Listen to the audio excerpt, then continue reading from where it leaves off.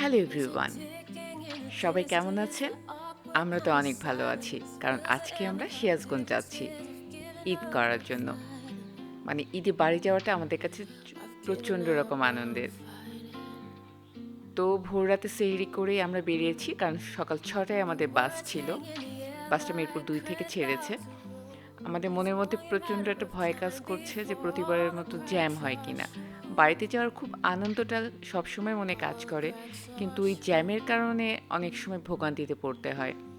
বেশ কয়েকবারই আমরা জ্যামে খুব কষ্ট পেয়েছি, কারণ দীর্ঘ সময় জ্যামে আটকে বসে থাকতে হয়, আর এটা খুবই কষ্টকর একটা ব্যাপার।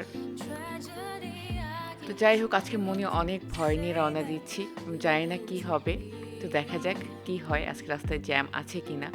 এখনো অনেক ভোর, শুধুমাত্র অন্ধকারটা কেটে গেছে। রাস্তায় লোকজন অনেক কম দেখা যাচ্ছিল।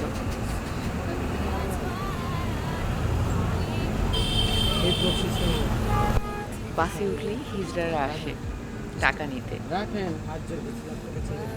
রাখ না, একদম কাটে দিই। রাখ না।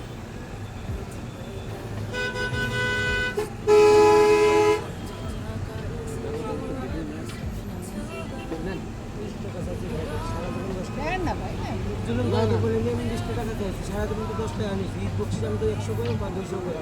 20 টাকা চাইছি। জ্বালা যন্ত্রণা। রাখ না। দেন, দেন। ভাই দুইজন না?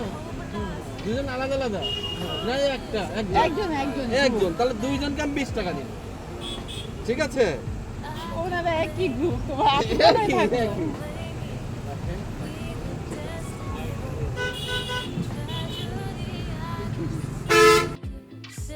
তো হিজড়ারা অবশেষে টাকা নিয়ে চলে গেল। মানে দুজন মিলে তুমুল একদম বার্গেনিং করছিল। ও এর চেয়ে বেশি দেবে না, ওরাও ওর চেয়ে কম নেবে না, এরকম একটা অবস্থা। প্রতিবার বাসে গেলে ওরা আসে টাকা উঠাতে। কিন্তু মজাই পেয়েছি।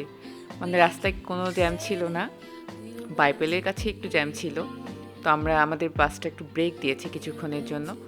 তো সবাই একটু বেরিয়েছিল। অল্প কিছুক্ষণ ব্রেকের পরে আবার রওনা দিয়েছি আমরা। মানে আজকে জার্নিটা এত আনন্দ লাগছিল, এবং মানে বাড়ি যাওয়ার আনন্দের পাশাপাশি রাস্তায় যে ভোগান্তি ছিল না, কারণ জ্যাম ছিল না, খুব ভালো লাগছিল।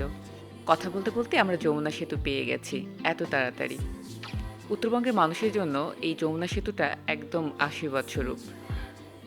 এই সেতুটা না থাকলে আমাদের যাতায়াতে অনেক ভোগান্তি হতো, যেমন দক্ষিণবঙ্গের লোক এখন সেই সুখটা ভোগ করছে। এটা আমরা অনেক বছর থেকেই ভোগ করছি। ফাইনালি আমরা সিরাজগঞ্জে পৌঁছে গেছি, রিকশায় উঠেছি, আর মাত্র 10 মিনিটের মধ্যে আমরা বাসায় পৌঁছে যাব।